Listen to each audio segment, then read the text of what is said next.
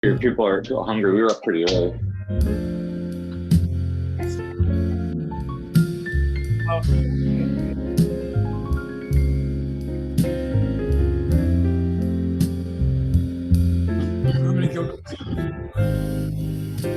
Why don't you move over?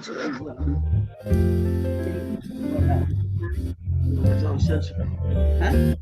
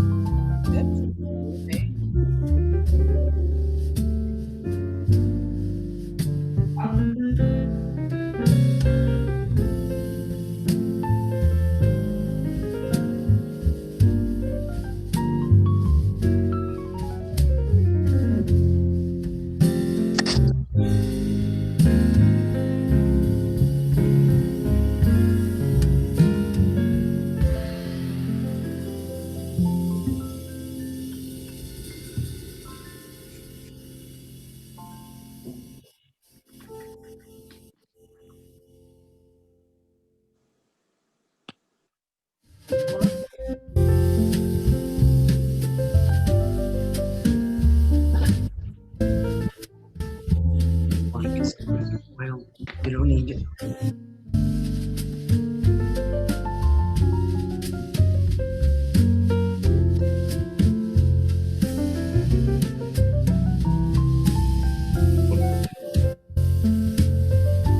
Excited at the bridge.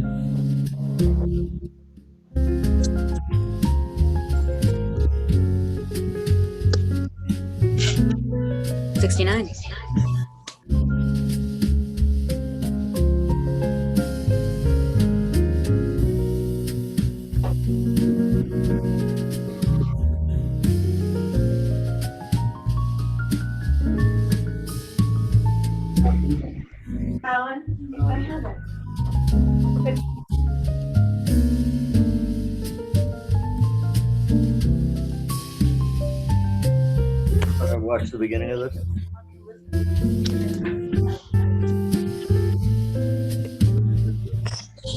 Is muted. Just share that. I just clicked on it.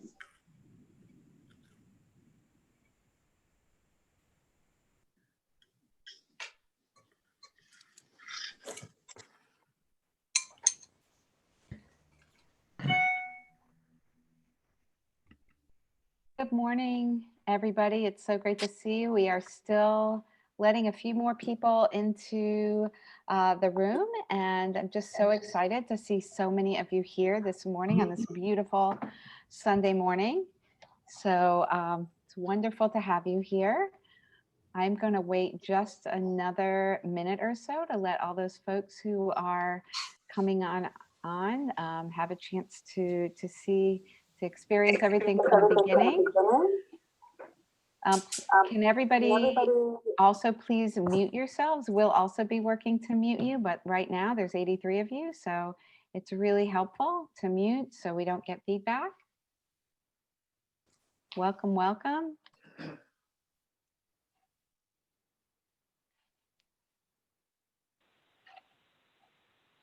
Okay.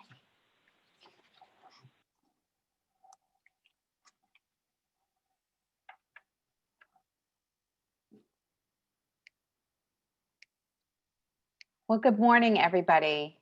I'm Eileen Freed. I'm the Executive Director of the Jewish Federation of Greater Ann Arbor. And I'm so delighted to welcome you to this morning's Federation Maimonides Society event, the race to the COVID-19 vaccine. If you think you're in a different event, then now would be the time to switch, but that's what we're doing this morning.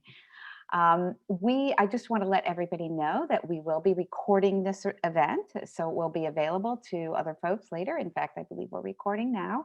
So just letting you know that. As always, as we like to say for all of our Zoom events, and we're getting quite good at these, but there are always technical glitches, power outages, something could happen. So we're just so grateful for your patience as we continue to navigate this technology and provide you wonderful experiences online. So this morning is definitely about learning about the COVID vaccine, but it's also about learning a little bit about our Federation story and what you do to help our community thrive and survive, especially at these times. So thanks to your support of our annual community campaign and the power of our national Federation system, we, federations across North America and our partners around the globe were able to pivot this spring to address the challenges over the last 8 months. I'm proud to share this powerful video, which demonstrates what you make possible.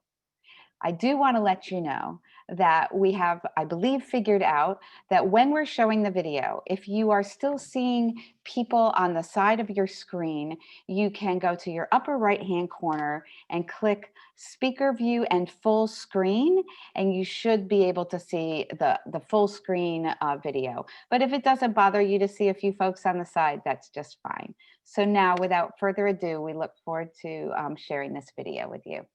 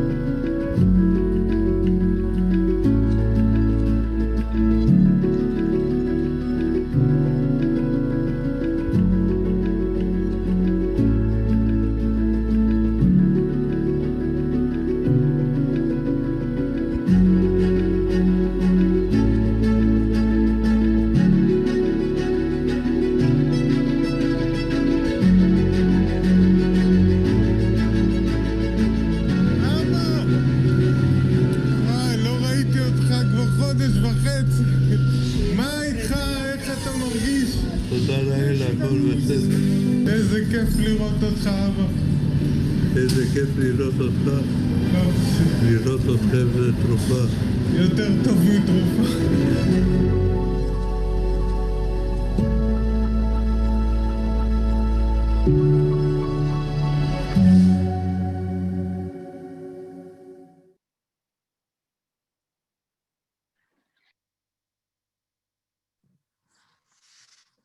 Shalom and good morning. I'm Jason Brown, a hematology oncology fellow at Michigan Medicine, a member of the Maimonides committee. The Jewish Federation of Greater Ann Arbor has made an indelible mark on my 6 years as a medical trainee at U of M. From making friends at the Jewish Young Professionals events, to meeting Jewish physician colleagues through the Maimonides Society, I am grateful for the opportunities that the Federation has provided. The Federation is the lifeblood of the Ann Arbor Jewish community, serving all ages and denominations. It not only puts on amazing events like today's panel about the COVID vaccine, but also supports several Jewish organizations throughout the area and in Israel. To do this, the Federation relies on your generosity, which is more important than ever during these challenging times. We appreciate those of you who have supported the Federation, and if you have not yet had the opportunity to do so this year, please consider making a donation to our annual community campaign, for which a link will be provided in the chat. Toda Rabbah, and enjoy the discussion about the race to the coronavirus vaccine. Now I'll turn over the virtual stage to our event moderator, Jonathan Trope. Thank you, Jason. I'm trying to share my screen here.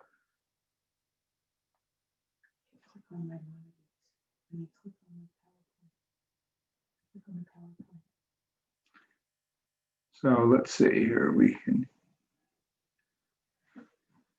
to be able to get through here. All right. Are you able to see this? Good morning, everybody, and let me get started here on something that we have been looking forward to for a long time now that we have settled the election. This very compelling subject of the race to the vaccine is in front of us. Before we get to our panelists, let me just remind you whom this symposium is.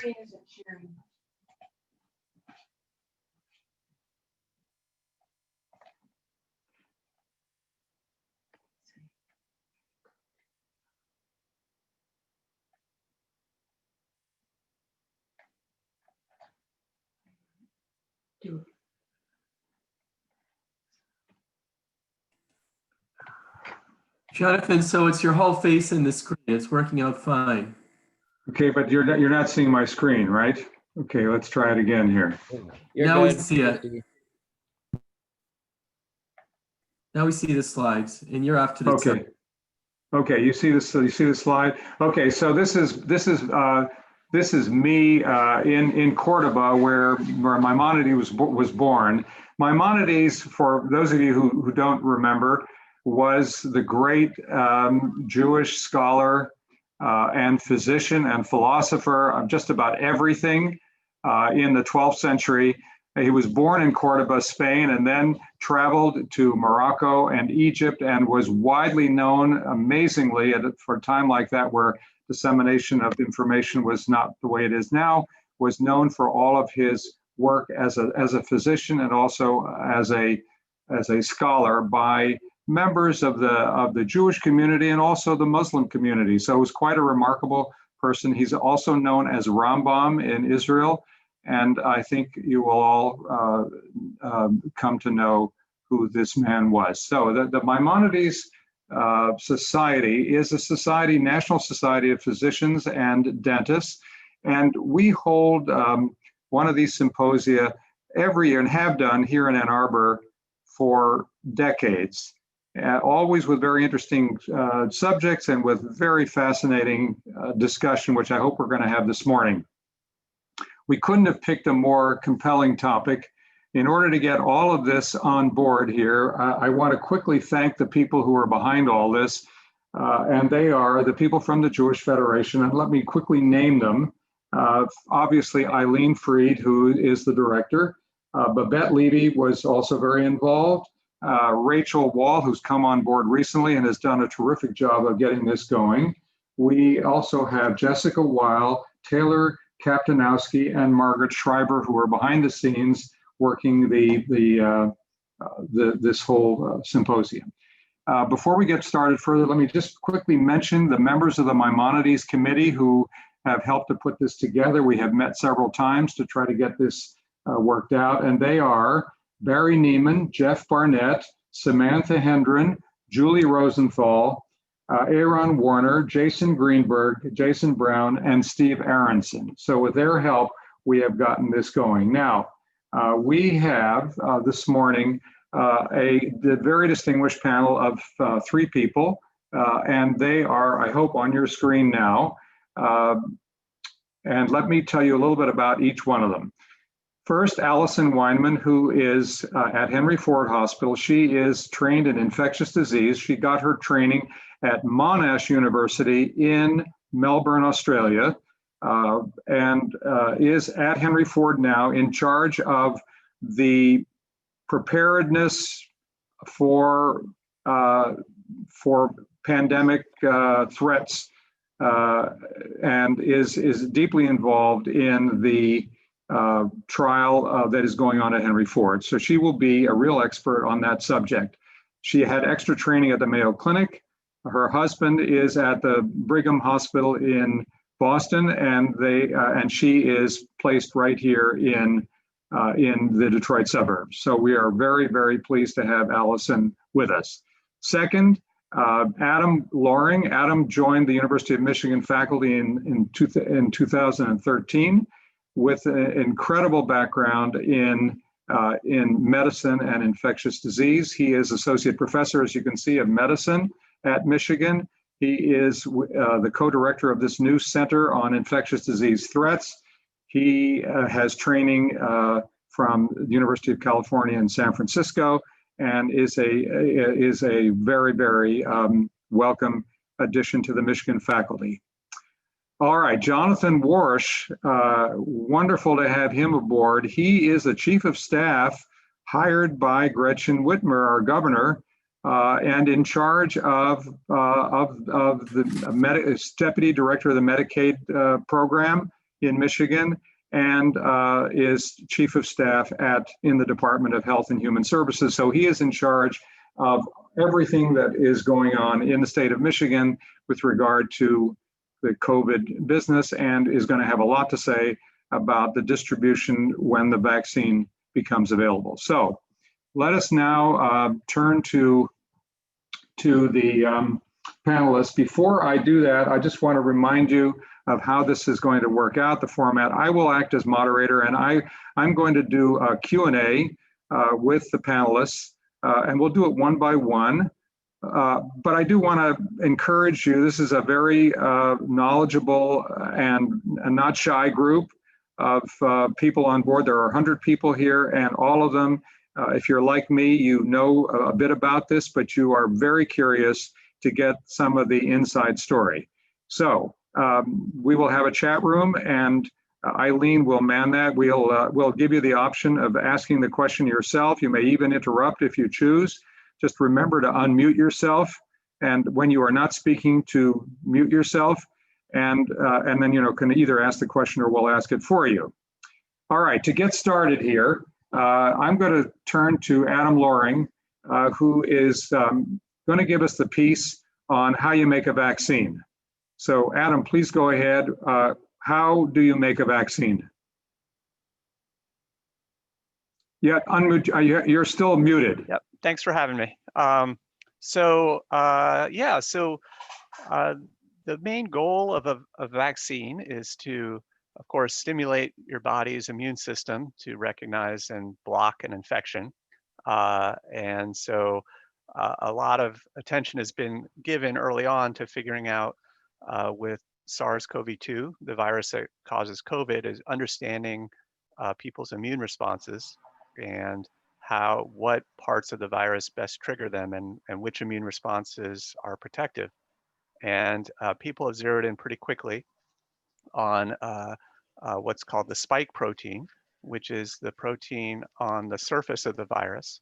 That is what lets the virus enter a cell. And it's also thought to be the most dominant kind of viral protein that's targeted by the immune system. And so all the vaccines are in one way or the other, Wrap it. in one way or the other, trying to stimulate immune response to the spike protein. Where the vaccines differ is how they do that. And I'll share my screen because I have a slide that kind of goes over that a bit.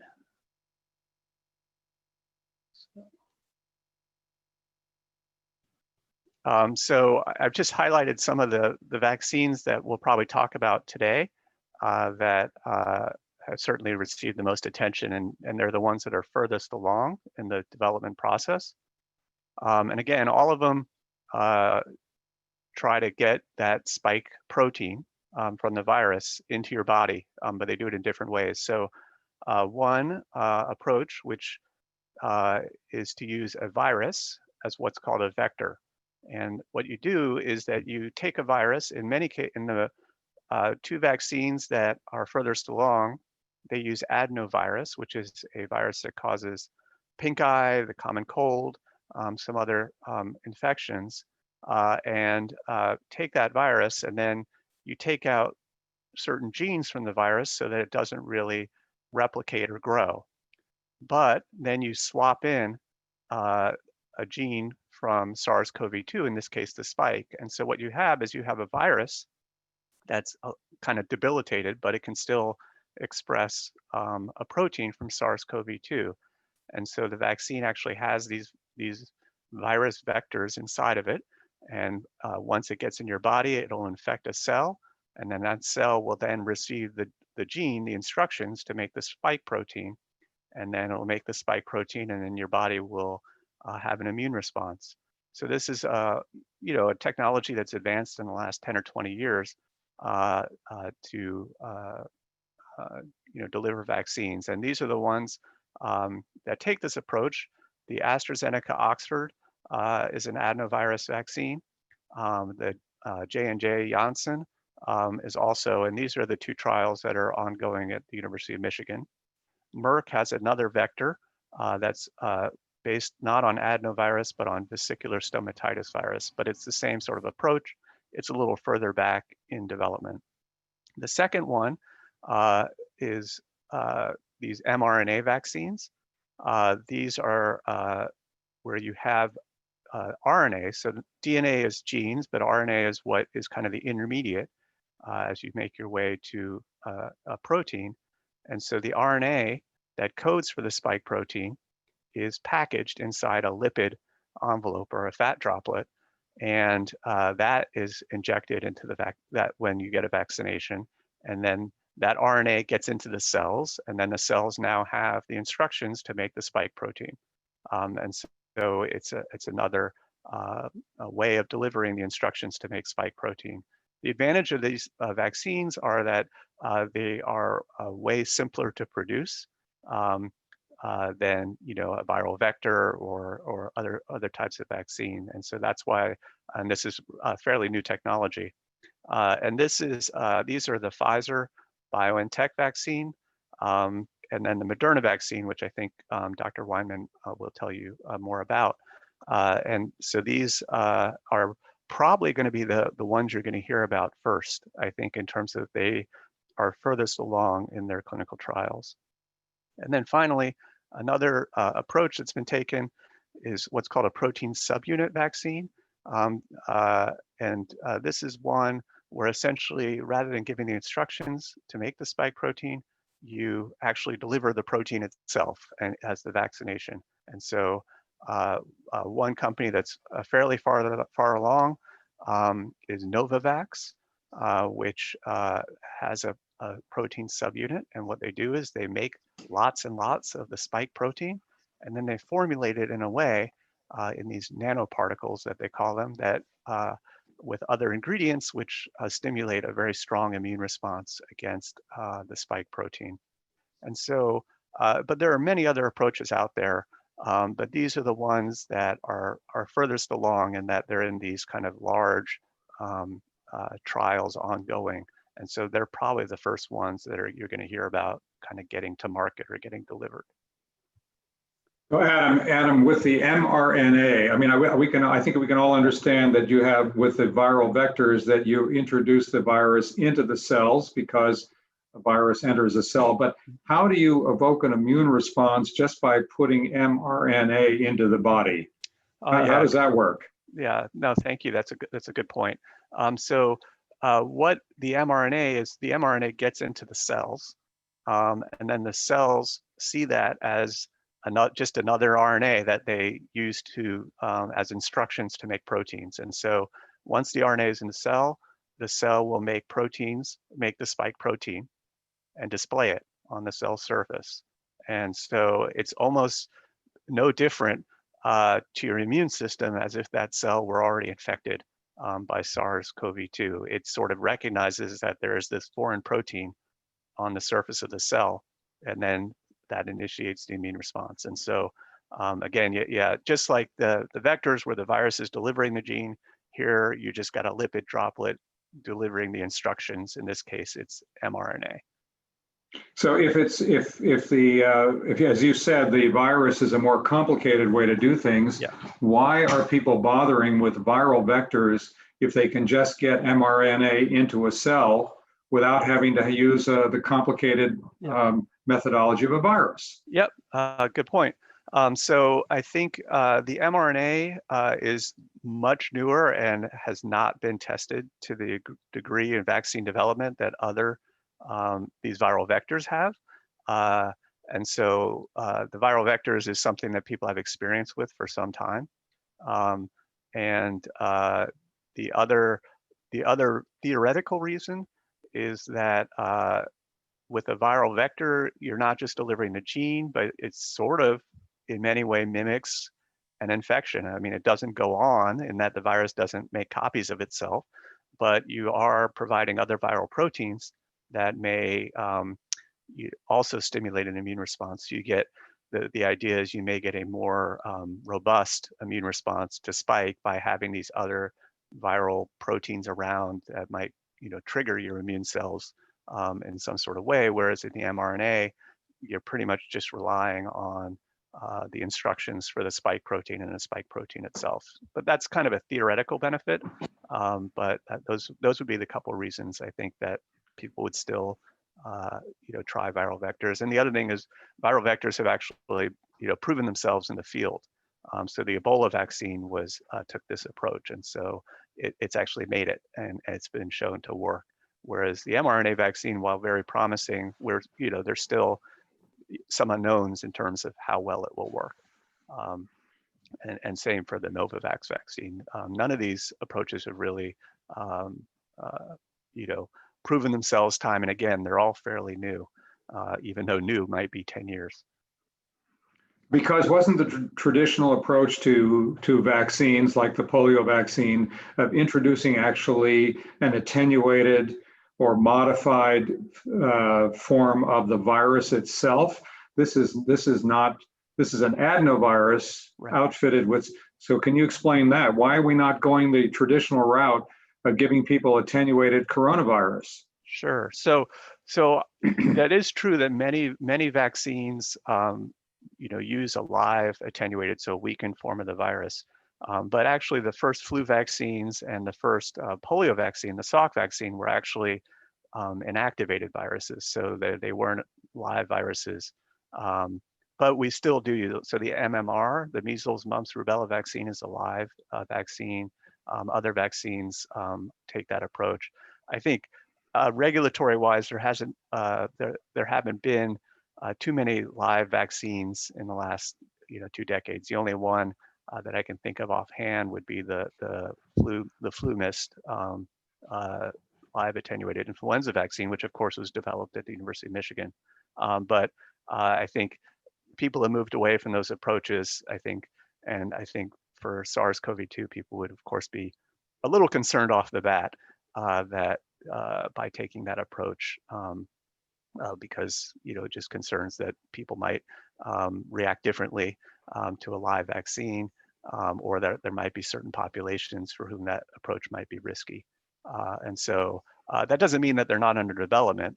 It's probably not where people are going, at the first pass of taking an approach to a COVID vaccine. So if you were going to bet on who is going to come out ahead here, would you say it's going to be one company? Is it going to be several companies coming in the finish line more or less at the same time? And what's your, I mean, if you were, betting, gambling, if you were an entrepreneur, if you were backing one of these things, where would you go?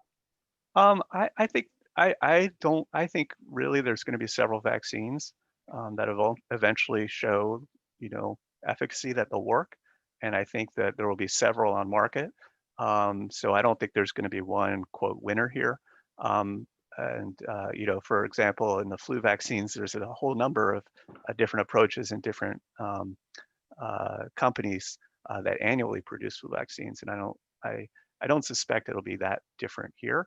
I do think the first ones that are going to probably have results will be the Moderna trial and the Pfizer BioNTech trial, because they're furthest along in their trial process, and I suppose it'll be followed by the Oxford, and then maybe the Janssen, and then probably the Novavax, in terms of where these companies are in their trials and when I would expect them to have their results. And so, yeah, I think there's going to be several out there, and I think there's going to be a lot of decisions to be made, and I think we'll probably hear more about that, you know, today, in terms of, you know, which ones get deployed, which ones, you know, how they get deployed, which ones come first, which ones come second, which ones go for which age groups, which ones, you know, are recommended at various stages over the next year. Jonathan, this is Eileen. I'm seeing a few sort of mechanism related questions. Good, good. And my question to you is, do you want to save these for the end once everybody's had a chance to? No, I think this is, I see Stephen Modell's question and others. I think let's go ahead. Let's go ahead with, because I want to bring Allison in a second here, but let's go with these. So there's a question about whether or not there would be an autoimmune reaction from the vaccine. I'm sorry, I'm going back. I believe it's this question, given that with COVID-19, a T cell rather than antibody immunity, why is there continued focus on antibodies, and why develop a vaccine with genetic antigens to stimulate the antibody immunity? Yeah, so why focus on antibodies, in that has been the tried and true approach, and antibodies actually will protect you from getting infected, whereas T cells are more useful once they're useful at recognizing cells that are infected, whereas the idea is antibodies actually maybe can bind the virus right off the bat and prevent it from ever starting an infection. But that's not to say that T cells aren't important. And a lot of these vaccines in development, they're looking at how T cell responses are stimulated by them. And then to the question of autoimmunity, of course, there's always concern about that in these trials to figure out safety. And of course, there were some concerns over the summer, early fall, about a couple of individuals in some of these trials and whether there were signals that they had an autoimmune response. And so the trials were halted and they were investigated. And you know, ultimately they decided, they kind of adjudicated that they didn't think that was what's going on, but that's something they're watching for.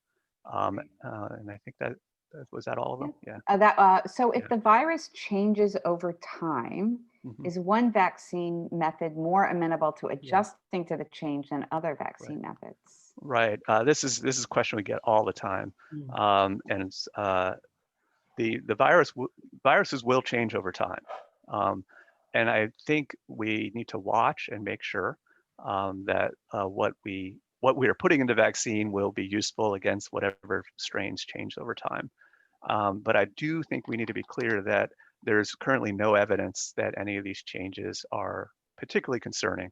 And so it's something to watch. And then the other thing I always like to throw in is we make a lot of vaccines for a lot of viruses that do change over time.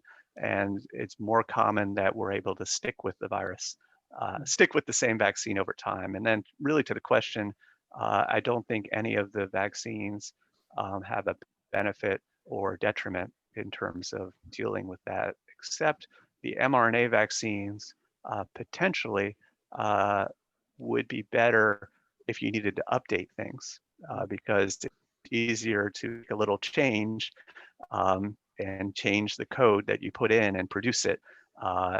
They're much more nimble in that way than some of these other approaches. So there's just one last one, that how are the 3 vaccine models expected to differ with respect to stimulating the cytokine storm associated with COVID-19, as the cells infected, and that's in quotes, Yeah. with the virus are attacked by the host immune response?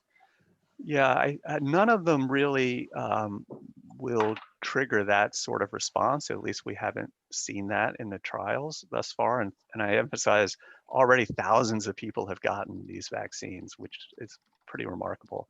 And so that really is something that happens in some patients who actually have the disease. There's really been no indication that that sort of really exuberant response would happen with the vaccine. Okay, I'm going to come back. Because we're going to move back and forth between the three speakers. I think this is a good time to ask Allison. Allison, you are backing a different horse than the University of Michigan. You're in the Moderna trial, one question that I think a lot of people in the audience are wondering about is, what kind of protection is the FDA asking for here? And then Arnold Monto is on, so he'll be right behind you in answering this question. But what's been your interaction with Moderna and the FDA and so on? Can you? We spent a lot of time talking about this in the rehearsal. Go take it away. Well, thank you for Jonathan for inviting me and for the organizers. What an amazing time to be a doctor or to be in healthcare. I mean, it's just an extraordinary time. So I just want to say that we're not promoting one vaccine over the other. It's just that we've been involved in the Moderna clinical trial, and now we're opening the J&J clinical trial. What we've been told from the FDA and what we've heard from communications from the FDA and the CDC is that safety will not be skimped upon. And I think that's a really important point because there's a lot of vaccine hesitancy around these vaccines.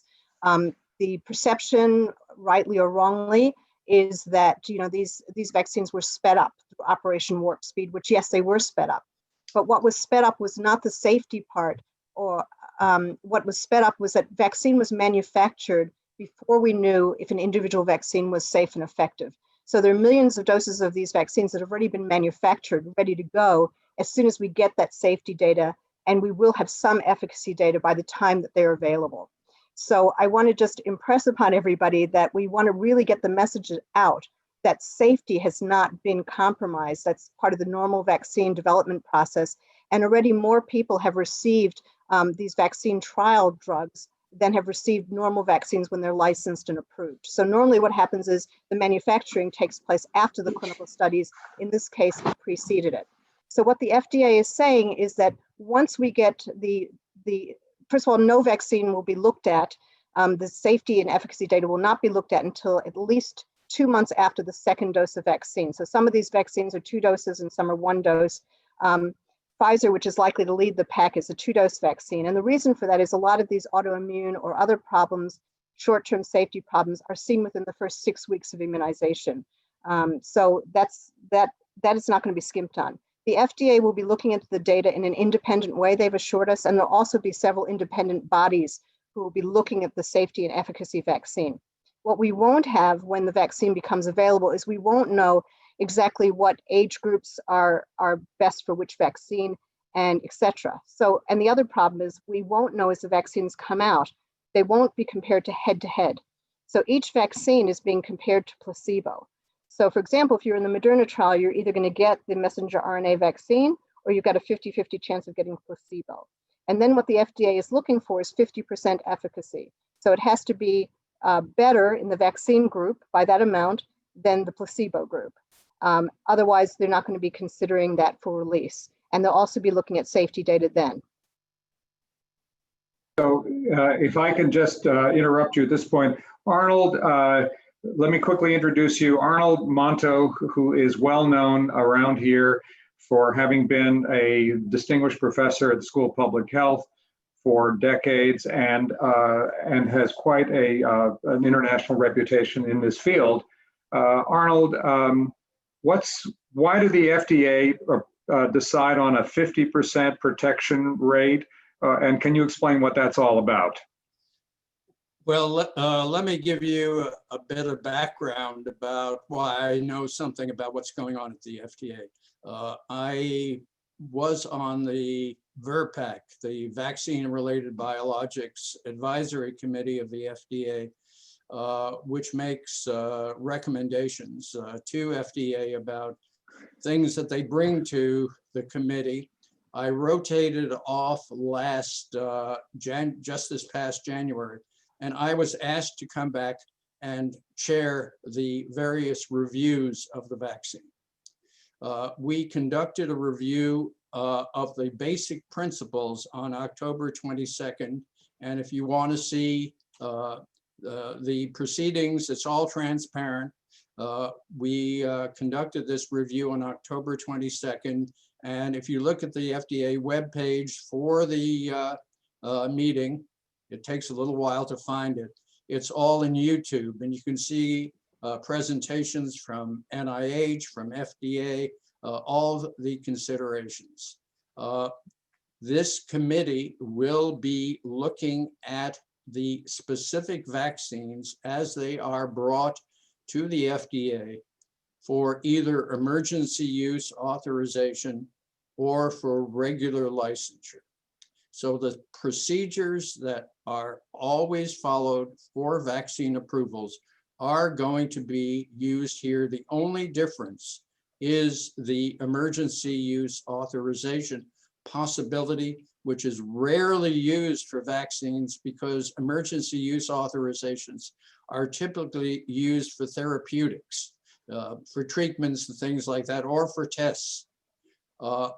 And the FDA has made it clear that this 50% endpoint, which is somewhat arbitrary, but it's just looks like something that could be achieved, will apply for both emergency use authorization and for full licensure.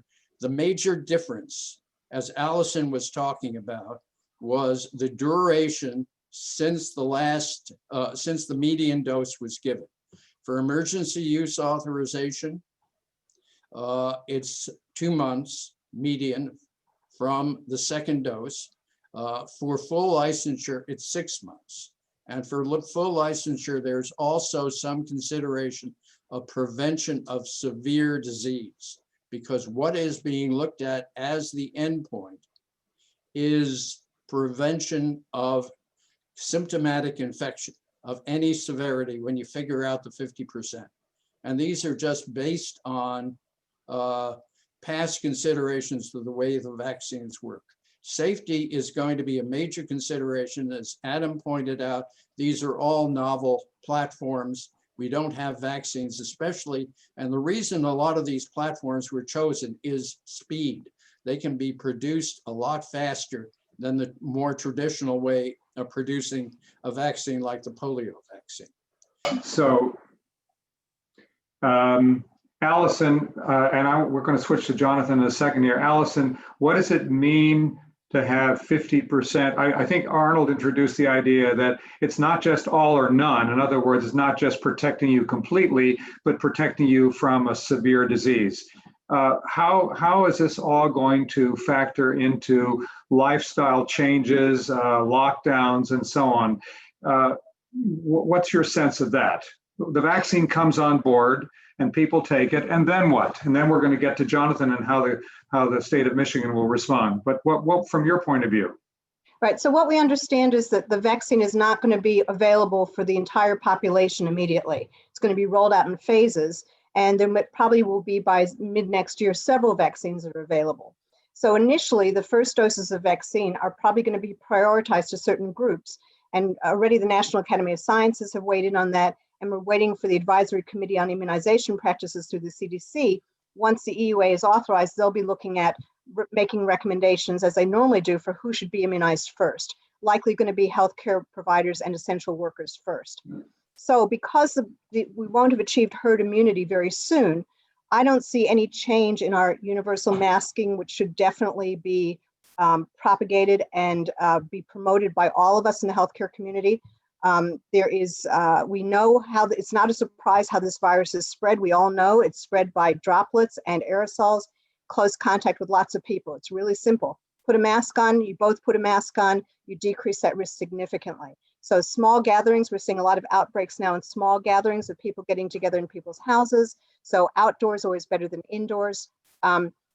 Restaurants and bars have also been associated with a lot of outbreaks. So I think social distancing, masking, hand hygiene is going to go on for the foreseeable future, at least until we can get a majority of the population immunized. Because remember, most vaccines are not highly effective. So for example, flu vaccine in certain populations may only be 20 to 40% effective, sometimes a little bit higher.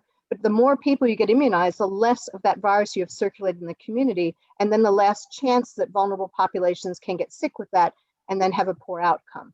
So in the foreseeable future, we're going to have to do both approaches. Vaccine is not going to be a panacea. At least I can't see it becoming highly effective for the majority of the population until the end of next year. So I think we're looking at 2022 before anything changes significantly socially. So I Okay, have so- two related questions to that, Jonathan. May I? Yes, sounds good. jump in? Sounds good. Okay. So one is, if the vaccine is approved that has 50% efficacy, how will someone who gets the vaccine know if they're protected? And will they then need to have antibody testing to know if they're protected? And if so, how will that happen?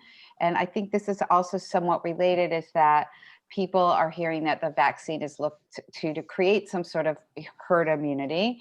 Obviously, probably because people want to start going out to bars and taking off their masks and things like that. So this questioner doesn't hear much about what are the determiners of how long protection would be provided after the vaccine is given.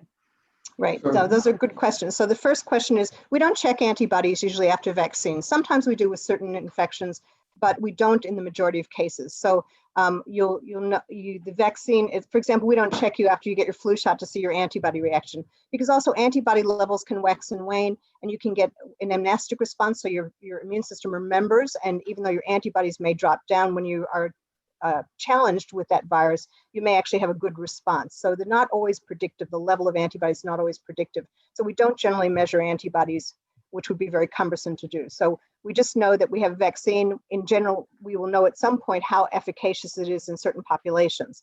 And as far as the second question goes, the durability of antibodies, well, that is the million-dollar question. We don't know that, and I don't know that we will know, well, we won't know that by the time that vaccines are available. So it could well be that if some people get immunized this December, it could be by next December, they might need another dose. I think most people are thinking this is probably going to be a vaccine that needs to be repeated over time, but we really don't know that. Those studies have not been done yet. And hopefully we will have that data sometime later after the vaccines are available. I want to jump to Jonathan Warsh now. Jonathan, you've been sitting back here. Obviously, this is going to have a huge impact on state health authorities. I mean, there's a huge amount of vaccine that has already been produced in a very unusual way, even before we know about efficacy. What are you guys doing in Lansing to set up for all this? What's on the docket here? Yeah, so I think there are probably, there are several things that we're thinking about, and you have to think about the state as basically, you know, one player in a much broader ecosystem that includes the federal government, pharmacies, providers, et cetera. And so, you know, the state is probably the closest to a kind of on the ground coordinator across a bunch of different functions. So let me just highlight a few. The first and probably most important is education. I think folks have probably seen some pretty disturbing studies out there, polls basically on the level of trust that individuals have in taking a vaccine. Now, some of that will be overcome by, you know, a vaccine actually being here and people seeing the data. But, you know, we have a huge amount of sort of public information campaigns. We do that around the flu right now. We have a massive campaign around just people getting their flu shots.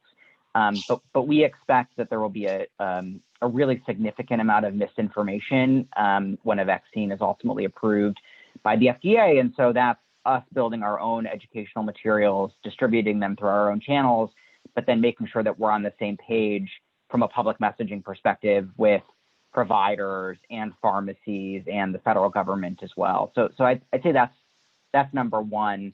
The second is there is a kind of logistics question around building a cold chain. And that will depend on, you know, I think as Allison talked about, the type of vaccine that emerges and when that emerges. The third is reimbursement and coverage policies. So we expect that some of the policies that get promulgated by the federal government through the Centers for Medicare and Medicaid Services will sort of set the standard that will be applied by a lot of commercial insurance companies. But the state runs the Medicaid program, which is over 2 million people that receive their health insurance out of 10 million people in the state. So so that will be a pretty significant amount of effort to figure out what's covered, who's covered, when were they covered in different parts of the initial process. And then the last thing that I would say is that the vast majority of policy that has been made at the state level really has to do with different stages of opening and closing of the economy. So, the sort of long saga of this is there was the stay home, stay safe order. Then there was, the My Safe Start plan, where we had different phases. There are 8 different regions throughout the states. They're open and closed in different ways. I think there's a lot of conversation going on right now about whether or not there need to be additional closures, particularly around things like bars and restaurants. But I think there's a little bit of a misconception out there amongst members of the general public that basically there will be a vaccine and then we'll flip a switch and suddenly, vaccine will get out there, people will get the vaccine, economy will reopen. And in reality, it will be much more gradual and much more incremental. So, so a certain number of people will get vaccinated. Offices will reopen, but we'll have to put very, very clear guidance out there around when they can reopen, how many people need to be vaccinated. And the answers to these questions about reopening are deeply linked to the nature of the vaccine. So, if a vaccine is 50% effective, what is the implication for our confidence that if 80% of the people in your workplace have been vaccinated, how many of them can come in at a certain point in time? And so all of the things that we have been doing at the state level, the testing capacity that we've built up, the contact tracing capacity that we've built up, will continue. I think probably, the order of magnitude is years, not months, that those things will continue to need to be in place. Masking is not going to go away anytime soon, but the places that we mandate masking and why and when we mandate masking will interface with the vaccine.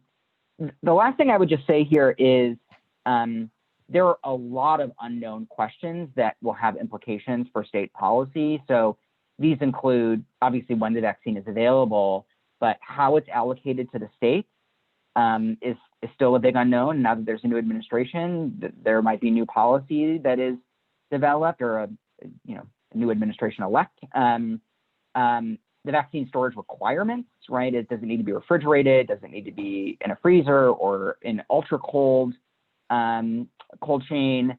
The number of doses and the time between those doses. And then, frankly, just a lot of sort of more intangible questions about how an incoming federal government will cooperate with the states in a different way. And I don't mean that to malign the current administration, but there will just be, I expect, differences in how the new administration will work with states and what the information flows will look like. So that's the long and short of it, I suppose. All right. So one of the things, several things have come up where we have a backlog of questions. Let's see. One thing that I think we ought to clarify is that some viruses have to be refrigerated. Some vaccines have to be refrigerated. Others don't. Maybe Adam, can you clarify what's the deal here? And is that going to make? I'm assuming that's going to make a big difference in the deployment. Yeah, so I answered a question and I was just clarifying it. So the cold chain refers to how you, how you store something between when it's made and when it actually goes into the needle, into the person. And so, the different vaccines have different stability at different temperatures, and that's a big issue. One of the mRNA vaccines requires -70. I think the other one doesn't, might be -20. -70 storage that's not simple. minus 70 degrees Celsius freezers are require different electrical wiring, different, it's not something that's available in most clinics. And so people are working at that, to try to figure out how to distribute, of course, because it's so important. And then other vaccines, yeah, they might require minus 20 storage or 4-degree refrigerator storage.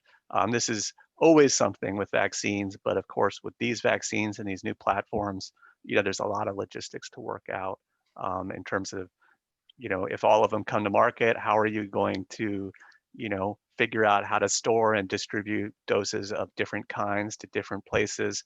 I'm sure these are the sorts of things that give Jonathan and people at the state level a lot of sleepless nights because it's a big logistical problem. Doesn't mean it can't be solved, but it's a big one. I mean, are you already, I know there are a lot of questions, we're going to come right back to those, but Jonathan, it seems like you need to answer this. Are you, in what way are you preparing for the idea of refrigeration and storage and all that and distribution? What kind of planning is going on, or did you have to wait to see whether it was going to be Biden or Trump? What's the answer there? Yeah, no, I don't think we had to wait to see whether or not it was Biden or Trump. I think, there are certain things that are operational, our testing capacity, our tracing capacity, our vaccine distribution channels are all, these are kind of apolitical as much as anything is apolitical. I mean,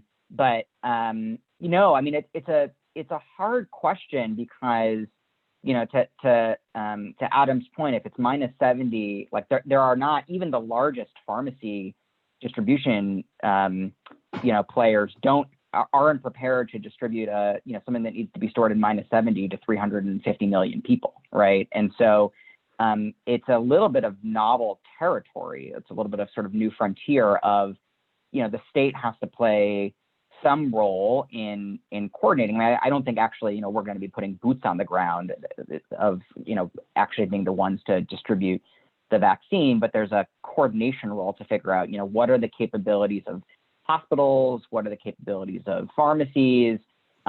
Is there, we get questions from the federal government, what kind of investment would be needed?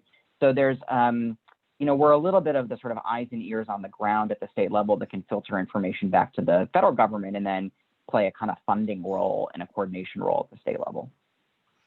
Okay, can we go back, Eileen? You're sitting on 29 queries here. Yes, go for it. Some you can't see, actually. So there was a question about whether or not the vaccine would be approved for pregnant women, who I'm assuming are not part of your trials, but that's a question. Maybe Allison, can you take that? Yeah, so pregnant women have been excluded from several of the trials. I don't know the details of all the trial inclusion criteria, but the ones that I've seen they've been excluded, and so have the pediatric population. So those are two very important populations we don't know about efficacy or safety in, and we won't know when the initial vaccines come out. So that's definitely room for study. And is there a reason why those groups have been excluded? I guess it's the answer is self-evident, but maybe give it to us anyway. Yeah, I think because of safety concerns, really. That data will be forthcoming. The other thing that's really important to emphasize is that it's really important that the vaccine studies enroll, even though, Moderna, for example, has 30,000 participants, Pfizer is going to have 60,000, that those populations most at risk, that are often minority populations, people of color, also need to be proportionally represented so you can get those groups included. Also excluded from a lot of the studies are people with profound immunosuppression, like transplant recipients, et cetera. So we won't have data for those folks either. And back to the original question you asked, Adam, was, a live vaccine can't be given to a lot of the population because of those concerns about their immune system. So it's safer to develop a vaccine that does not rely on a live attenuated vector. Also in terms of children, that was one of the areas where there was significant disagreement in our committee, because some people felt because of MISC, it might be not possible to just generalize and do relatively small trials in children. They would have to be very carefully done. What's MISC? Multi-system immune inflammatory syndrome. Okay. It's Kawasaki It's All right. Kawasaki disease renamed. Okay, so it's what we've been hearing about, that this affects kids and so on. Exactly. Yes. Okay. So So Eileen, back to you. yes. So Back there's a to you. related question about trials. So how will we actually know how to compare the different vaccines without a trial comparing them? So is there some sort of immune response we can follow that will indicate their effectiveness or efficacy and that we can use to compare?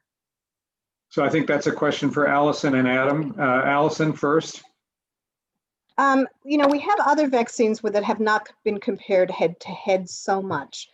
Some of the flu vaccines, the newer formulations, some of them were compared head to head, but generally we're going to have to look at the data for each vaccine trial and look at the patient groups included and look at the efficacy data for that trial. I don't think there won't be time and there won't be the appetite to compare them head to head. So eventually we may have data to say, oh, the Moderna is best for if you're over 65. Right now, we're not going to have that data. But at some point in the future, I hope that we do have that data for which groups would benefit most. And we have that data for other vaccines like the flu vaccine. We know which are the best vaccines to give which groups. So Adam? we have sorry. Yeah, let's just, Adam, Yeah, you want to add to that? Yeah, I don't have much to add. I mean, I think I mean, that's something that's going to happen in kind of the second phase of studies, in the years following, that people start doing that sort of work. So Jonathan, how is the state of Michigan going to know which vaccine to get? How will that all happen? I mean, you have, let's say, 4 vaccines become approved more or less at the same time by Arnold and company. Then what do we do? Do we just sort of say, okay, we'll take a little of this, a little of that? Well, no, I mean, I first of all, I think my expectation is with the new administration that there will be much more centralized coordination on this sort of thing, that we expect the CDC that would put out guidance, right? And there are pretty clear waves of individuals who need to get the vaccine before others. So the kind of first wave is pretty clearly first responders and healthcare providers.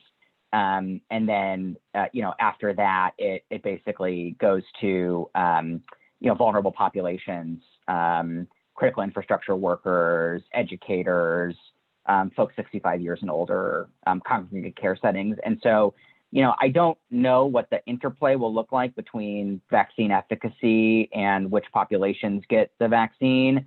But first of all, we think the CDC will give guidance on those questions. And second of all, particularly in the early stages when there is, the vaccine is not in abundant supply, there will actually be allocations given to states with direction on who to distribute the vaccine to and when. So I expect a lot more of that to be sort of federal guidance rather than states sort of going off and freelancing.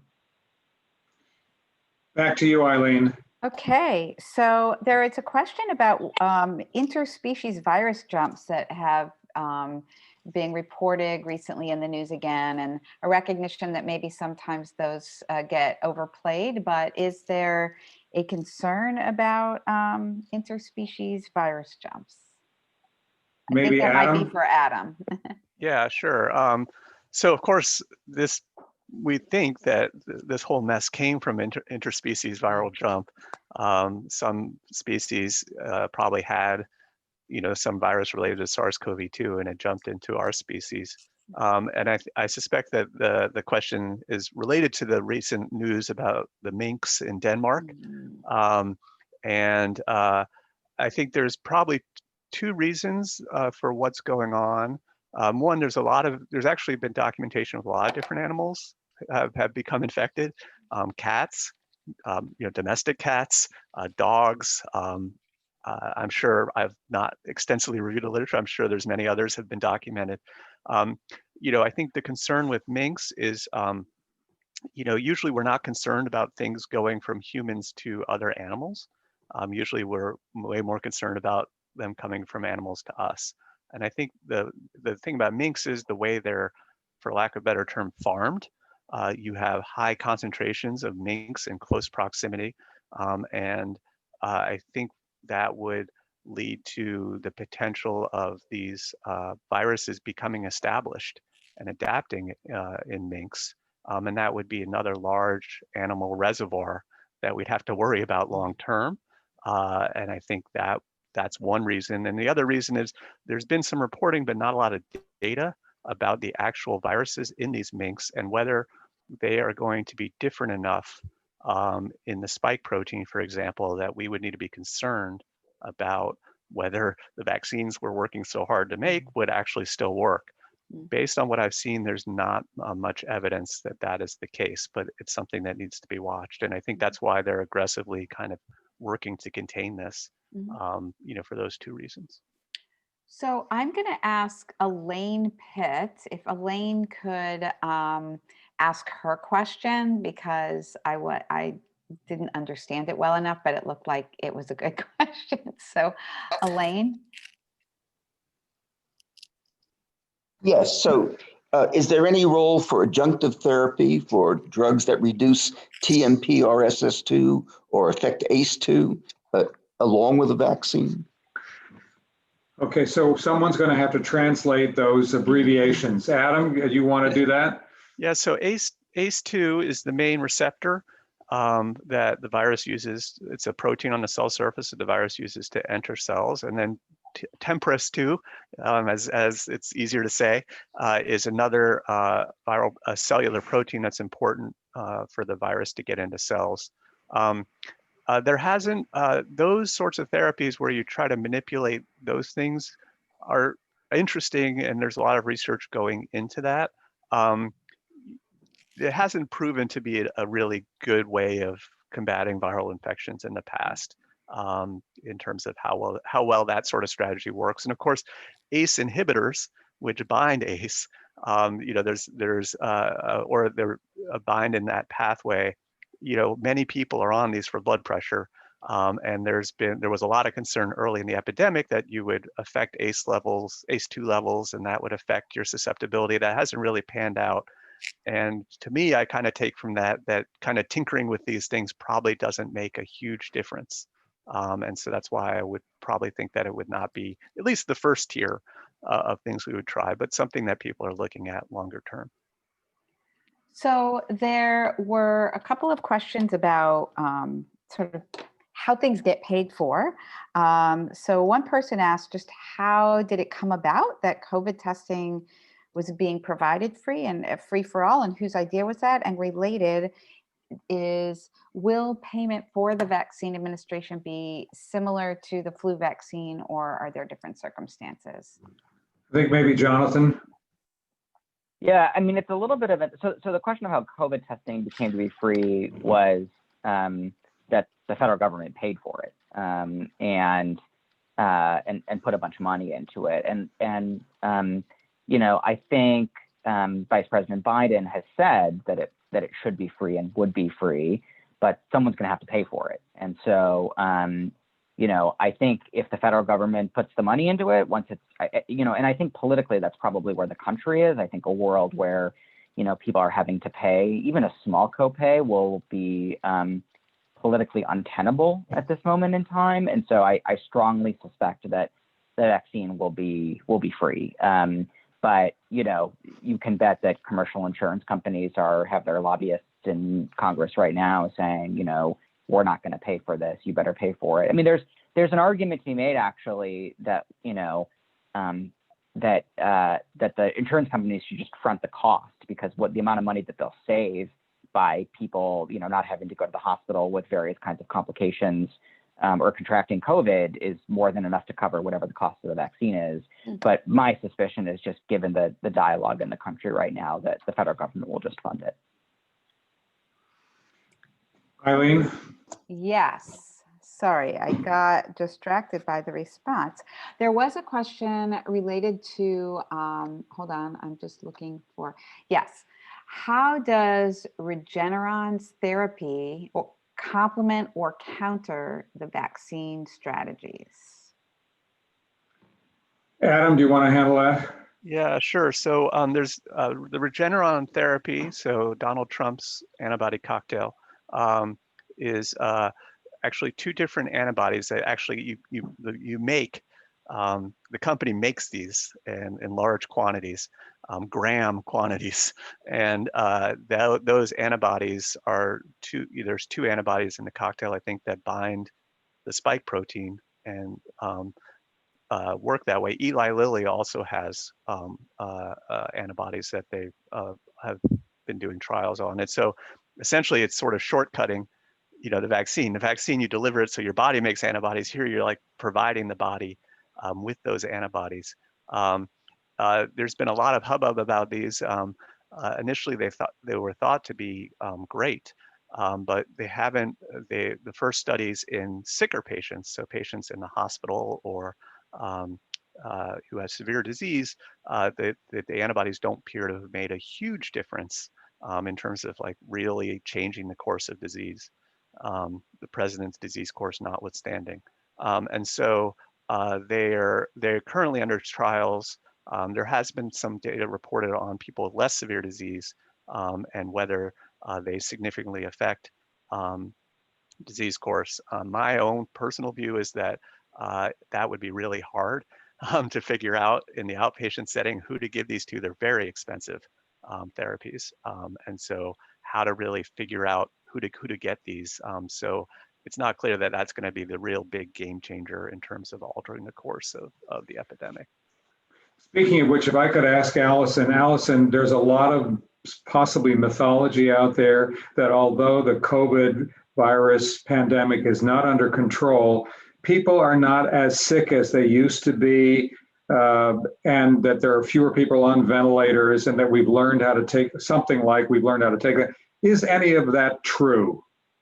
Yeah, I think there is some. So the COVID we're seeing in March, the epidemic is looking very different now, even though cases are definitely increasing across the country, which is of great concern. So the more people you have infected, even if you have a small minority of them become severely ill, that's still a lot of people that are going to die or get very sick.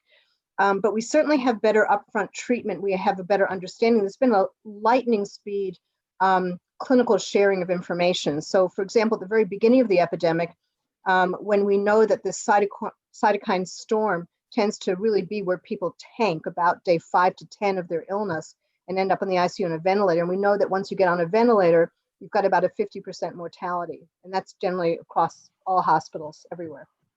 So the goal is to try and treat people when they're less sick. So although steroids have been used in other viral infections with success to tamp down that cytokine storm, there was concern initially. The downside of using steroids is that they will increase viral shedding and make you contagious for longer and could make your disease go longer as well. So there seems to be a nice sweet spot that we found now that on the initial onset of hypoxia, so when you start losing your oxygen levels and when you're in the hospital, we jump in immediately, and most places are doing this with high-dose steroids. And that seems to have ameliorated a lot of the severe disease that we're seeing. So we are seeing fewer people on vents. We're still seeing people come in at our hospitalization rates are going up across our healthcare system, as are many others in Michigan and across the country. We also have remdesivir, which we didn't have at the beginning of the epidemic, which, I wouldn't consider remdesivir a game changer. It's probably going to turn out to be about as effective as Tamiflu for flu, which kind of took a day off the illness and maybe prevented severe disease. So it's used in concert with steroids in selected patients. And there are other things that we can use. So we do have better ICU techniques for looking after patients on ventilators. And I know there are other things going on looking at that kind of care. But so I think it's a different disease. I think people are generally doing better. We know what to look for. We're also much better at diagnosing COVID. When COVID came out in March, we were looking for a respiratory illness, solely a respiratory illness. And that's what we understood from Wuhan. That's what we were looking for. And so we missed a lot of cases. Now we realize it's really a multi-system organ disease, and it's associated with people who are being hypercoagulable, so they clot. So initially we were seeing people come in with strokes and heart attacks and arterial thrombi, and thinking that they couldn't possibly have COVID because they didn't have any pulmonary symptoms, and lo and behold, they all had COVID. So we are much more astute now at looking at other things, clinical presentation, which lab tests are associated with severe disease and disease progression, and to look for people who come in with unusual clinical scenarios or even usual clinical scenarios like a stroke or a heart attack, which could really be reflecting that they're hypercoagulable from COVID, and then also doing COVID testing. So most hospitals are actually doing COVID testing on admission and also pre-surgical procedure, pre-labor and delivery. So we're better about diagnosing it. And remember at the beginning, we didn't have any tests. We still don't have enough tests no matter what is said at the federal level. So we do have some testing limitations, especially at repeat testing and so on. So what's changed is that we are better at recognizing the clinical syndromes of COVID. We also know a lot more about prevention than we did.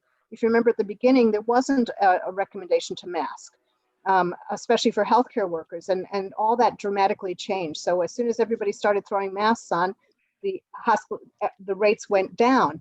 And that was really to do with the lockdown and social distancing. And so if we had a national strategy at the beginning that would have taken that into account and been strong about that, I think we'd be in a much stronger position overall. But we're not where we are here. And I'm hopeful that the new administration will take that very seriously. And they've given every indication that they're going to, and there will be a much better national strategy. Adam, do you want to comment? Do you happen to know how many people are do we have COVID ICUs at Michigan now? What's going on inside the hospital? Yeah, so, and I just want to echo everything Dr. Wyman said. I think there's tendency to think that to look for the big magic bullet that cures the disease, right? And that's a lot of what we're talking about. But this is small ball, and this is all the little things that add up to making a difference. And I'm sure Allison could tell you what it was like in March. It ain't like that now, but that doesn't mean that it's not still serious, right? In March we didn't know who had it because we couldn't get tests. People didn't have PPE, and so to your question about what's going on at UM now, so in March, April, May we had we peaked at I think 260 inpatients with COVID. 160 were ICU level care. That was our peak numbers. And we had a special walk around. our standard ICUs were full of COVID patients, and then we opened up a special ICU that was 40 to 60 COVID patients. And so right now, I think we're at about 30 or 40 COVID positives in the hospital, and about 10 or 20 of those I think are ICU level care. So they're in our usual ICUs. And so I think the plan is we expect our numbers are going to go up in the next few weeks. And so at a certain threshold, when those ICUs get full enough, we'll open up additional ICU space, as needed, and maybe have a separate ICU for COVID patients. It has more to do with kind of patient flow, as opposed to anything about actual management, because people get the same care regardless of where they are in the hospital. And just to add one thing on this, on statewide, what this looks like. So in the spring at the peak, now it's very hard to compare the spring to now because the testing levels were so dramatically lower. We were 5,000 tests a day or 7,000 tests a day. What I will say is, the case counts are obviously rising. I think this week we had a day with 5,700 cases across the state. The positivity rate is nearing 8%. It's probably going to rise above 8% pretty quickly. Hospitalizations are rising very rapidly in the state. They were flat for the vast majority of the summer. And, now I think at the peak in the spring, we were at, just under 4,000 hospitalizations statewide. Now I think we're in the 1,800 or 2,000 range. But our projections suggest that, if the trends continue right now, we could hit spring levels in hospitalizations within the next month or so. Now, it's a little bit more complicated than that for two reasons. One is the patient profile is a little bit different. So, fortunately or unfortunately, it's a younger patient demographic than it was just in the spring. And part of this is that we've controlled congregate care settings a little bit better than we did in the spring. The second is that it's distributed much more widely across the state. Now, again, that's good news and bad news. The good news is that, Metro Detroit isn't overwhelmed to the same degree that it was in the spring. The bad news is that, it's all over the state, and frankly, in places like West Michigan and the UP, where the hospital systems aren't nearly as equipped to surge in the way that they are in, Ann Arbor or Detroit, it's much more dire. So I just to add a little bit of that statewide perspective on where things are as well. I would just add that the other very important thing is workforce. So, hospitals can make accessory hospitals and make accessory ICUs as we all had to do. But the question is, do you have a workforce? So an ICU needs an ICU trained level of workforce. So we do have fewer healthcare workers getting infected now, which is very key to our preparedness. So when we were very worried in the spring about hospitals being overwhelmed, workforce is a major factor. And it still is a major factor because we are still getting healthcare workers getting exposed in the community and then having to be quarantined or getting sick actually and having to stay home. So that is a big concern as we go forward for hospitals. So as we see that surge, we also are looking really closely at our workforce. Are there enough healthy people in enough key positions?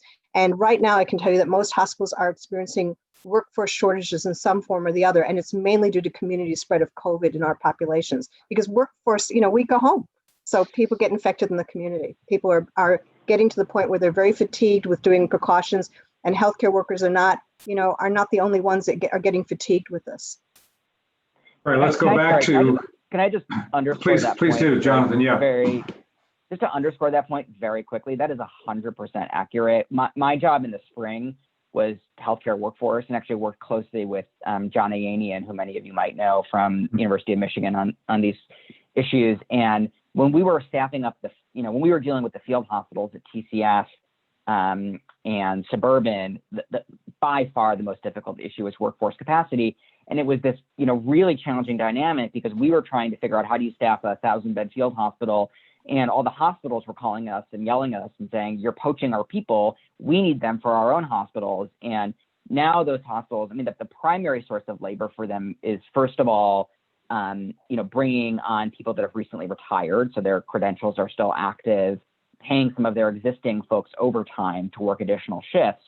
But there are serious mental health issues there as well that the hospitals are dealing with extraordinary levels of burnout and mental health problems. And so I agree that, the real challenging issue here is that it's a nationwide problem. So when you have a disaster and you need to bring in healthcare workforce, you can call up a neighboring state or even bring people from across the country and say, hey, we need to surge people to California. We need to surge people to Michigan. Everyone is facing this problem. And the last thing I would say about it is that it's not actually doctors where the biggest problem is. The biggest workforce shortages that we saw are nursing by far, and particularly critical care nursing, and then respiratory therapists, which, is the challenge that we are seeing, by far is the biggest issue for hospitals that we talk to. All right, let's go back to Eileen and the question bank. Sure. So because we're nearing the end of our time, but we have I know a lot of good questions. Yes, we do. So one that just I think is a clarifying question for folks is to clarify effective. I assume that means with the effectiveness of a vaccine. Does that mean to modulate any level of disease or prevent serious disease or death? Okay, that came up earlier. Maybe we'll go back. Let's go back to Allison first on that one. Allison, it's not just all or none, right?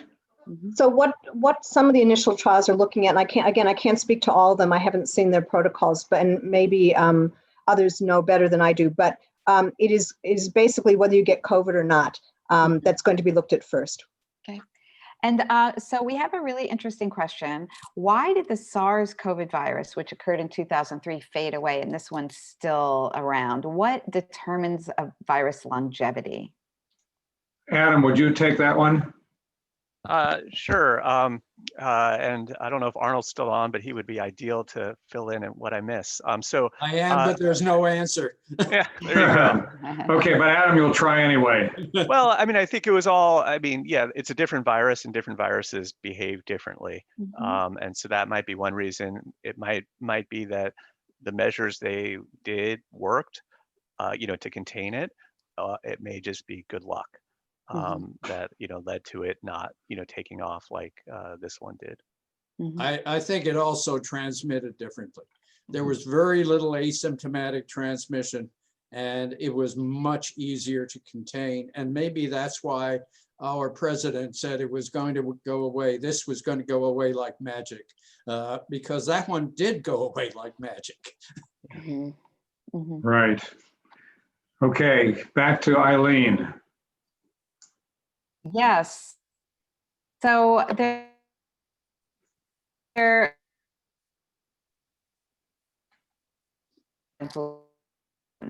and what do you expect? Like, given mask use, what do you think is going to happen in relation to the flu season? And there was also a previous question that I didn't get to, but that asked a little bit about whether or not there was any impact of, let's say, I may have. You know, you're cutting out a little bit, Eileen. I don't know what. No, I just came back. I'm back. Sorry. Can you hear me now? Yes. Yeah, sorry. Did you hear any of the question? No, give it to us again. Okay, hold on. Opening the chat. I had and of course my chat disappeared. But there was a question about whether or not the hospitalization rates, what the comparison is between COVID hospitalization rates and a bad flu season, and also any impacts in any particular way on the flu vaccine on COVID, you know, whether or not the flu vaccine is helpful or whether or not a COVID vaccine will be, you know, counter production. I'm sorry, I don't have the questions anymore. So I can't. Well, you know, I think we can reconstruct it. Maybe Jonathan, do you think from a public health point of view, you can take that, this interaction between flu and COVID?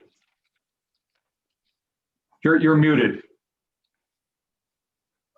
So I would defer to the scientists on the call on what the clinical interactions look like. I can tell you from a public health perspective, we're very worried about it. I think in part because there's a belief that there will be negative interaction effects, and frankly, just that if hospitalizations due to flu, more people in the hospital is bad, is kind of our general take here, that we need to preserve hospital capacity. So we actually have set a goal of increasing flu vaccination rates by 1/3 this year, and you know it's getting better. But the other challenge with it is a lot of the places that, you know, a lot of people used to get vaccinations at work, and they can't do that. People are more afraid, you know, they aren't maybe going in for their regular PCP visits. We know that immunization rates for children are much lower than they would be during a typical year. So I think we're quite worried about it. I don't know exactly what the clinical interaction effects look like, but I do know that it's been a primary focus for us really since the summer. Anybody else? Any of the other two of you, Allison or Adam, comment on that? Yeah, I'd be happy to. So, you know, every year we have a lot of deaths from flu, you know, and they range from sort of the 5,000 range to the 60,000 in the US per year. And those people obviously are the sickest, and they're taking up hospital beds. So in answer to the question that was in the chat room, we've never had during, at least during my lifetime, anywhere near every hospital bed filled with influenza. But what we're worried about is those normal influenza cases that take up those beds are going to be a problem if we have a big COVID surge. And secondly, influenza causes a respiratory death, or can cause, and it can also cause a multi-system disease, organ disease like COVID can. So one can only speculate that if you get the two diseases together, that's going to be a bad combination. In addition to that, people who have already had COVID, a lot of them we're learning are these so-called long haulers who have persistent symptoms, but we think many of them may have persistent cardiac or lung involvement. And so they would be incredibly susceptible to severe flu and would likely have a worse outcome. So for all those reasons, we're pushing influenza immunization very heavily. What we saw in the Southern Hemisphere was they actually had a very light flu season because, and we think that's probably because of universal masking. So masking may actually end up, and we hope it does, with a very light flu season. And so far in Michigan, we've had minimal activity. We've had no cases in our health system yet. But we're watching very, very closely for that uptick. Adam, any comments on that? Nope. Okay, so you know, I realize that we are at the end of our scheduled time, but there are still 92 people attending and 43 questions in the chat room. So I'm told that we are not going to be shut out here, and if you would like to stay on, we'll just continue to answer the questions because I think they're very good and we're learning something. So Eileen, let's keep doing it here. Go ahead with the next question. So as I mentioned, I lost a lot of the questions.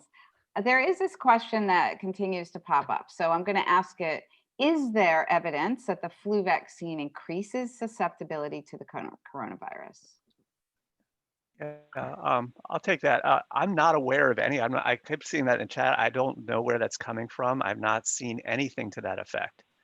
If anything, there is a theory out there that certain things like the BCG vaccine or other vaccines can have kind of this short-term protective effect against unrelated diseases. But I am aware of no evidence that the flu vaccine increases your susceptibility. And I would also add that that question also implied that people weren't tracking, flu along with COVID and vaccination for flu along with COVID. People are looking at that intensely. And so, yeah. Yeah, that's a very common myth out there. And the other common myth that I've heard is that somehow the government has prepackaged COVID vaccine in with the flu vaccine. And you can understand that is a very prevalent problem. And we're really going to have to encounter this head on as COVID vaccine becomes distributed. That vaccine hesitancy that we talked about earlier is really a major concern, especially as we have minority populations that have very valid concerns for vaccine trials. Tuskegee comes to mind, which affected disproportionately, well, it was an African-American study where they observed syphilis instead of treating it, even when treatment became available, and just watch for the natural history. And that study is not ancient history. It started in 1932 and it only finished in 1972. So I know I've had patients myself who either they were involved in the Tuskegee study or they have family members. And that suspicion about the government and with all of the politicization of vaccine that's occurred has only made that situation, intensified it to a very high degree, where I've got patients who the first thing they come into my clinic will say, I'm not getting that vaccine, that COVID vaccine when it becomes available. So we've got a lot if we're going to try and achieve herd immunity with vaccine, we are really going to have to aggressively take that on. And I know that efforts are being made at the state and the local levels and also at the government level, but we really need a very concerted response to that, because even for influenza rates, right? In African Americans, for example, the vaccine rate is significantly lower than white Americans and other minority groups. So that's something that we really need to, and we need to confront it before the vaccine becomes available. We need to start confronting it now. But that's How do you confront it? How do you confront it? Jonathan, Allison, how do you confront it? Well, Jonathan, can you take it from your point of view? How do you confront this? The flu vaccine? No, well, let's just say the resistance to vaccination and the mythology surrounding all this. I mean, I know this is almost unanswerable, but what are you going to do? Yeah, it's really hard. I think flu vaccine, there's less skepticism around. I think the major issues that we have are just getting people to care about it enough to actually get vaccinated. So you see some misinformation about it, but there's less of the sort of wacky kind of stuff that you hear around other types of like childhood vaccinations. However, a lot of that, we hear a lot of this around COVID, and I guess a couple of things will happen. One is that there will need to be a lot of people on both political sides of the aisle, culturally across the spectrum, that endorse this vaccine when it comes out. And the second thing that I will say is there's going to be a lot of very, very thorny questions that are raised in workplaces and universities and schools about whether or not people will be required to get this vaccine in order to return. So in the same way that a child has to get get their regular vaccinations in order to go to a public school, I think there are going to be public schools, a lot of public schools across the country, that say you have to have a COVID vaccine by a certain date once it's widely available to come to school in person. I think those schools are going to get sued. I think this is going to play out in the courts. But I think there's going to need to be just a lot of validators from a lot of different political and cultural angles that say this is safe to take, this is fine to take. And then I think there's going to be mandates from the universities and schools and employers. And I think it's going to get real messy very, very quickly. Sorry, that's not terribly optimistic, but. Yeah, I mean, we've already done a tremendous amount of outreach to the communities, and I think other healthcare systems have as well at the local level, reaching out to leaders in the communities. So I think that's really important to say, but it's going to have to be a more concentrated level, I think, both at the state level, and I think the state's really going to have to help because the healthcare systems cannot do all the education by ourselves. It needs to be done to overcome this. What kinds of leaders, what kinds of community leaders are you talking about, Allison?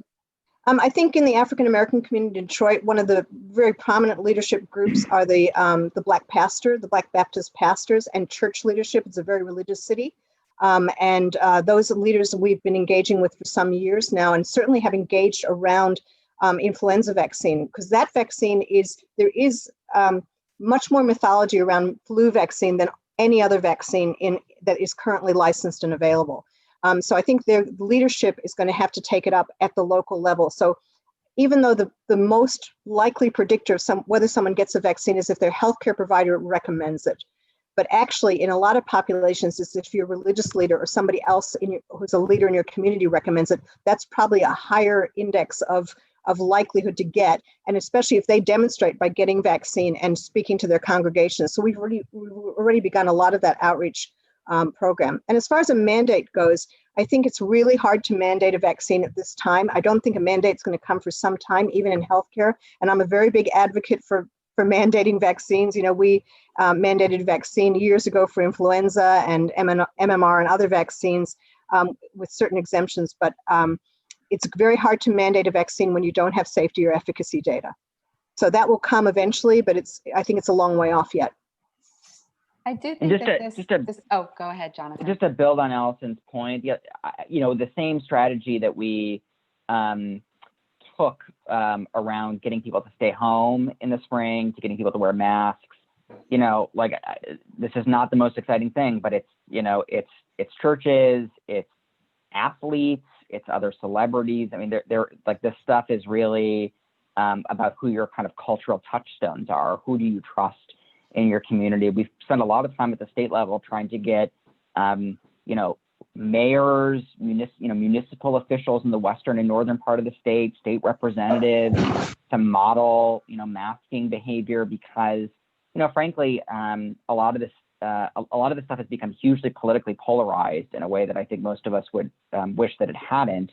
But, if you live in a community and you don't trust the president-elect, or you don't trust Governor Whitmer, and then hearing from folks that you do trust is much more likely to make a difference than, the federal government, coming out, or a new CDC director or a new Surgeon General saying this over and over again.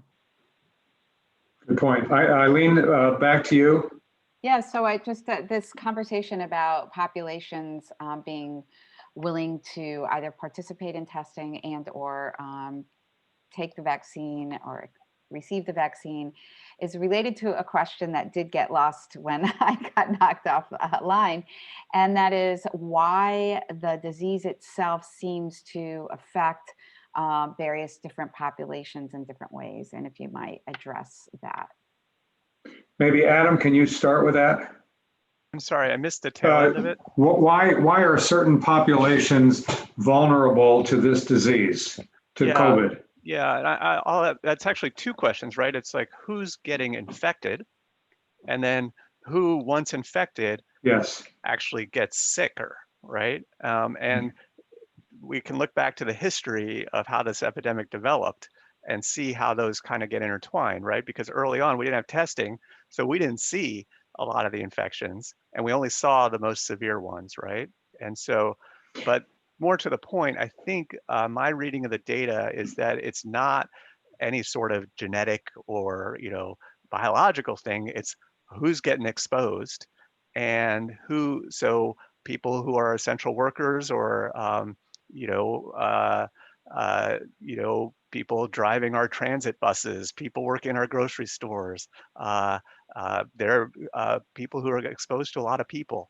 And some of our, racial and ethnic minorities are overrepresented in those groups. And then the other we're a lot of racial and ethnic minorities are, suffer from poor access to good routine medical care, and that's fundamental, and it's been underreported, I think, the role that plays. That if your diabetes and your high blood pressure aren't well maintained, or if you're not seeing a doctor regularly, you're going to have a worse outcome if you get COVID.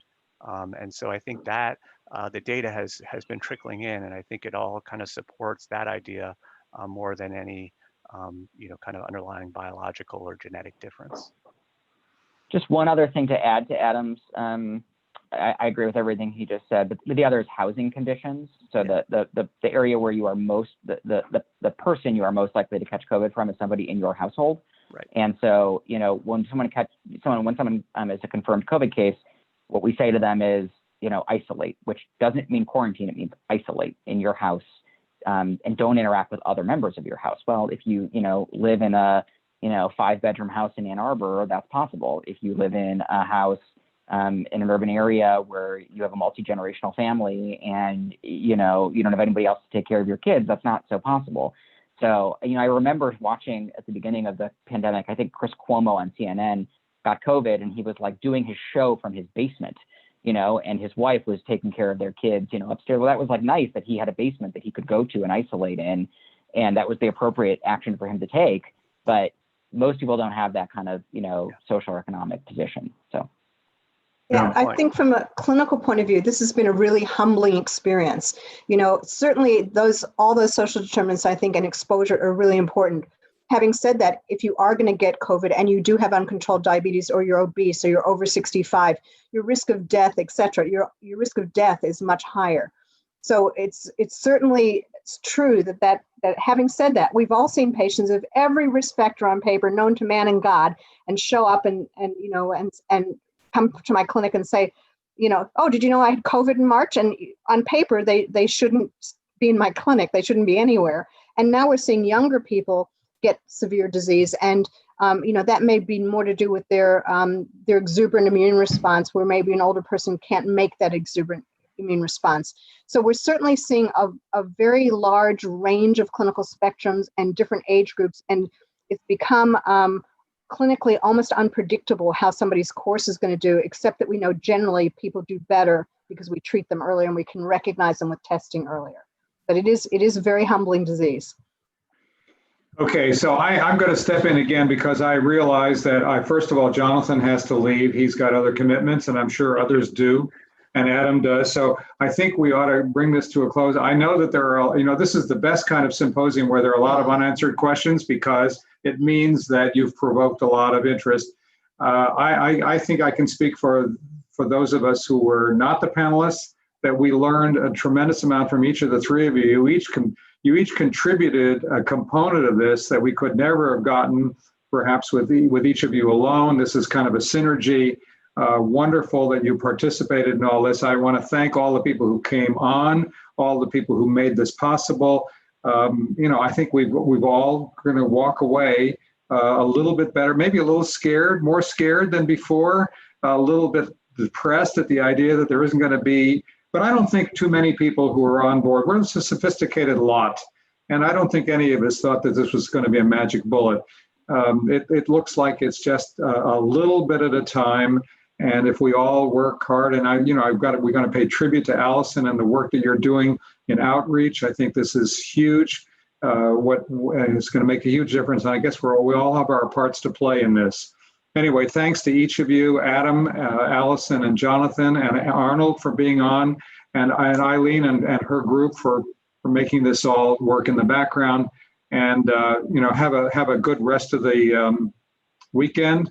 And let's just hope for the best here.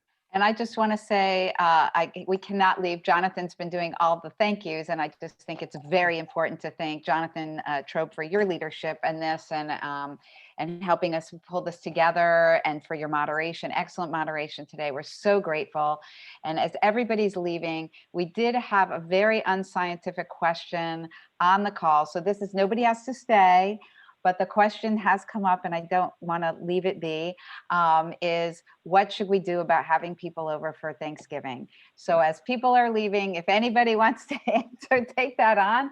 Let's do that. But again, thank All right, you all we're so going to hear, much. you know what? You know what? Let's have each of the three of you answer this from your own personal point of view. Adam All right, popped off already. all right. So Allison, it's yours, and then Jonathan. So Thanksgiving and the holidays are going to look very different this year, and they should look different. So the good thing is that we know a lot about spread of so there is reason for optimism, Jonathan. First of all, we know a lot more about this disease than we knew in March. People are doing generally better, and we know how to prevent it. So prevention, much better than treatment, cure, and vaccines coming. So there is reason for optimism.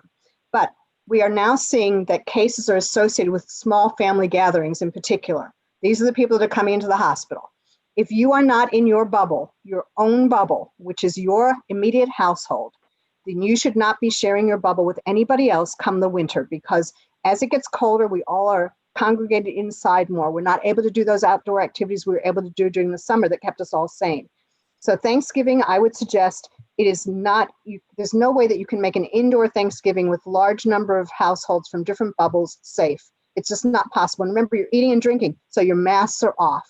So I would suggest that people stay in their bubbles and use the beauty of the electronic medium, which we have Zoom Thanksgivings, have drive-by greetings, go for a walk with your family afterwards from different households, do something that's different, but don't have Thanksgiving with grandma and grandpa who are likely to get severe COVID and die, because that is not a Thanksgiving you want to remember. So whatever Thanksgiving you have this year, or Christmas or Hanukkah, it's going to be different than it ever has before. It'll still be memorable, and it'll be the year that everybody remembers.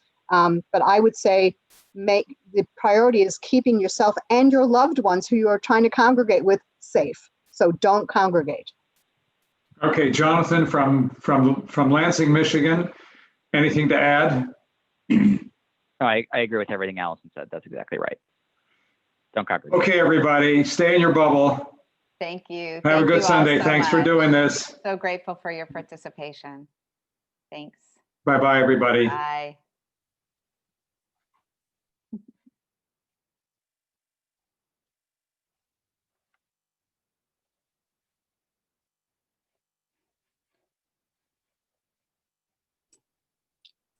Taylor. Eileen, are you still there? I am still here. Where is this going to be available for someone else to see it? Yeah, well, the recording, we'll put together the recording and then we upload it on YouTube, and we'll send out a link in a follow-up email. And we'll probably have a link on the connection and on our social media, so people will have access to it. This was amazingly wonderful. Thank you, Really Leslie. It really was great panel, amazing panel.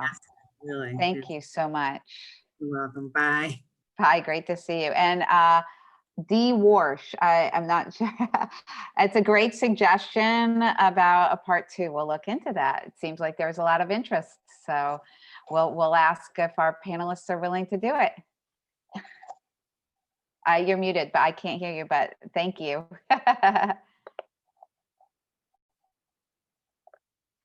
Oh, I unmuted. Okay. Yeah, there you go. Thank you so much. No, we would love to have a part 2. Wonderful. It was very informative, very interesting, and I'm very grateful to everybody who participated. Oh, well, thank you. Thank you so much. We're glad you were here. Thank you. Can I get the link to the, can it be sent, or how will You mean I? to the recording?